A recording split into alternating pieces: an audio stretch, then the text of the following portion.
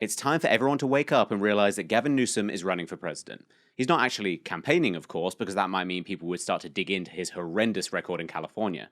No, he's running a shadow race, just waiting in the wings, using Joe Biden as a shield while putting all the pieces in place to swoop in at the last minute and become the slimiest, greasiest, most veneered president in history.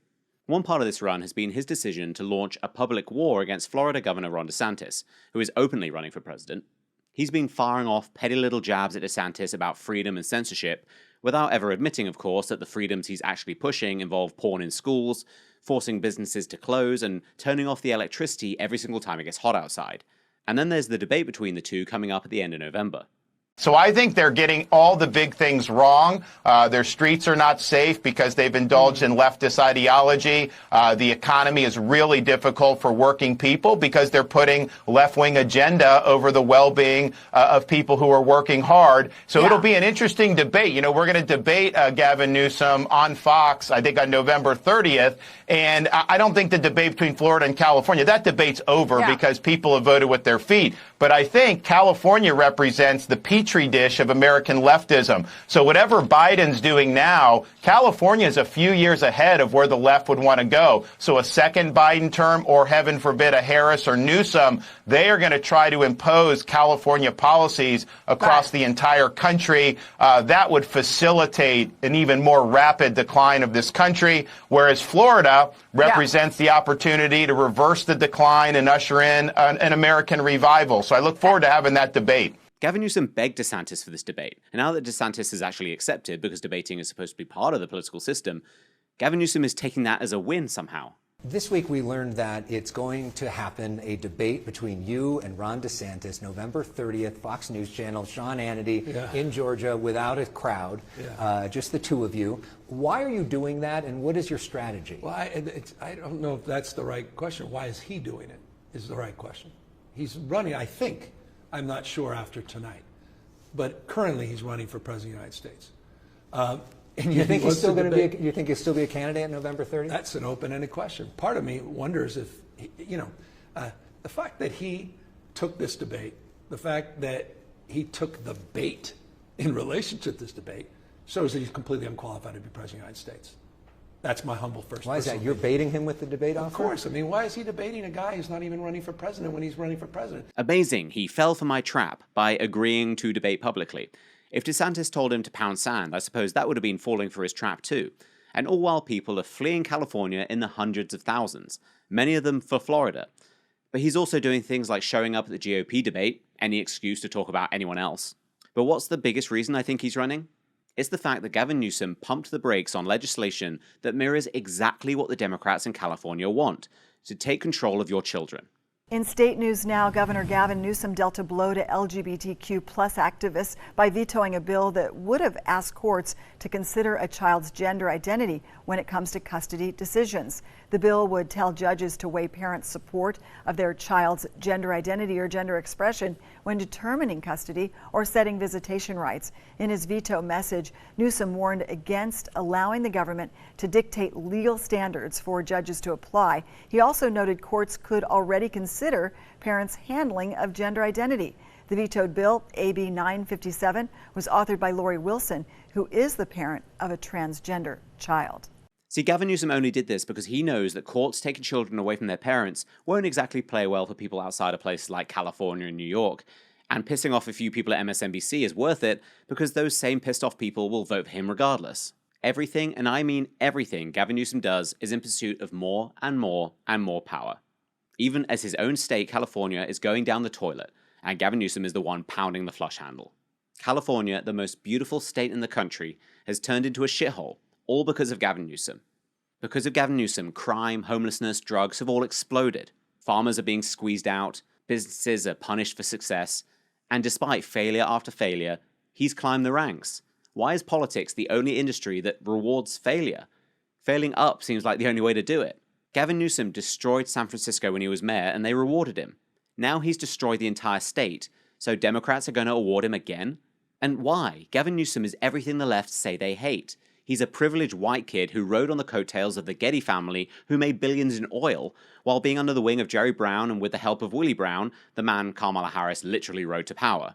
fossil fuel money and family connections, he's also related to Nancy Pelosi, by the way, put Gavin Newsom where he is. His only redeeming quality as a Democrat is the fact that he screws his employees' wives. But this grinning maniac wants more.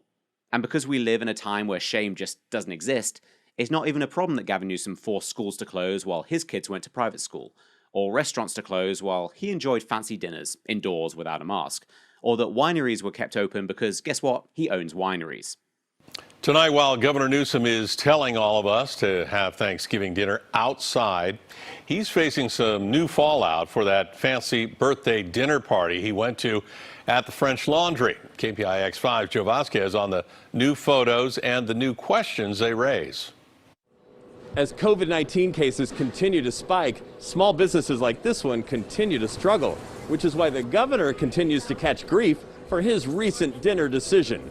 Fox 11 in Los Angeles obtained these photos of the governor and his wife at a party in what the restaurant calls an outdoor section. It has walls on 3 sides and the 4th side is open. Nobody's faces were covered.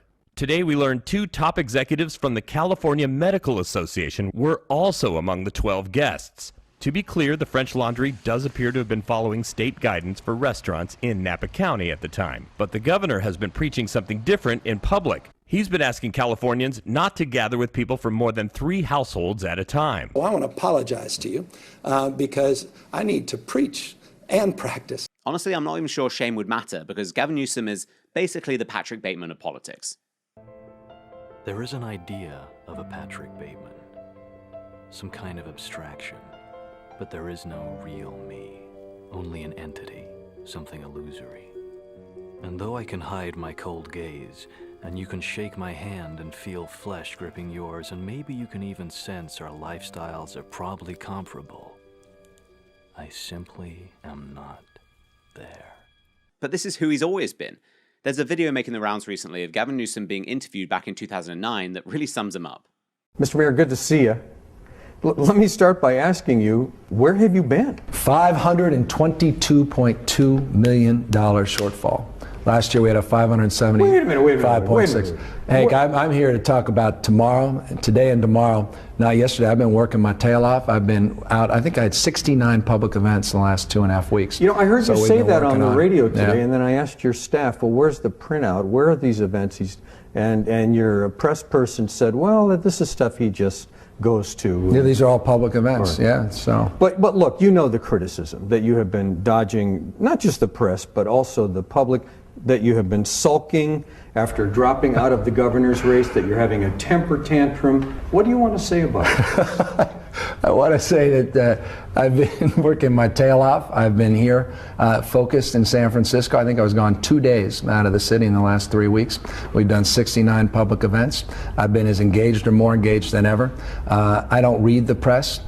It is comical, some of the things that have been written. So the cartoon in the Chronicle that depicted you as a crying baby with the headline, Mayor, off the wall, you didn't see that? No. You didn't see it? Who reads that stuff?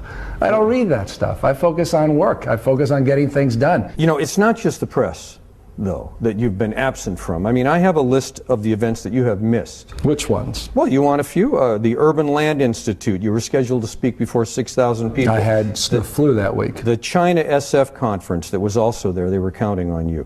The Silver Spur Awards luncheon. That was the only one I missed that I actually knew about. No, I took 2,000 people. After I think you're focused on the Spur. I actually wish I had made. I was sick as a dog, and that was on a Monday, and was gone for 3 days. Some of your staff members have left. Yeah, as I said, I made a lot of changes here. You went to Hawaii. For how long? Didn't tell your own press secretary. He was blindsided. Had to go out and tell the reporters, well, he's under the weather. Didn't know his own boss was on a plane to Hawaii, was blindsided. These are people who work for you 15, 16 hours a day. I don't know where you come up with this, and it sort of misleads people and creates a sense of something that really doesn't exist, and so it's unfortunate. But again... But that is exactly what happened, Mr. Mayor. The press press secretary. He gave misinformation to the press, and then he resigned. Yes, yeah. Curiously, he resigned after this. Yeah, I don't know that this is much to do about nothing. My chief of staff was aware, and to the extent that my chief of staff apparently that morning didn't communicate it to the press secretary, I guess that was the case. But then, when it was time to talk about the city's finance problems, Newsom seemed out of patience. Deficit, $522 million. Yeah, it's a big deficit. What does this mean? It's just Layoffs? a big deficit, a lot of work ahead of us. Tell me about that. Yeah, just got a lot of work ahead of us, big deficit. At the end, he couldn't leave the room fast enough. Off the record, I'm amazingly disappointed. Amazingly. I just am, personally, you know? The fact is, Gavin Newsom is running for president. Here's my prediction.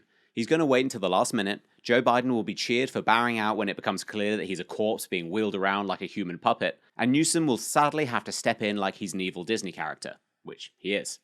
Mufasa's death is a terrible tragedy. But to lose Simba, who had barely begun to live, for me, it is a deep, personal loss. So it is with a heavy heart that I assume the throne. But whether it's 2024 or 2028, Gavin Newsom is coming, and we're going to have to deal with the idea of President Newsom sooner or later. If you don't want the country to turn into California, and by California I mean out-of-control crime, drugs, poop on the street, skyrocketing prices, and government indoctrination in every single direction, then we need to wake up and realize that Joe Biden is the least of our worries.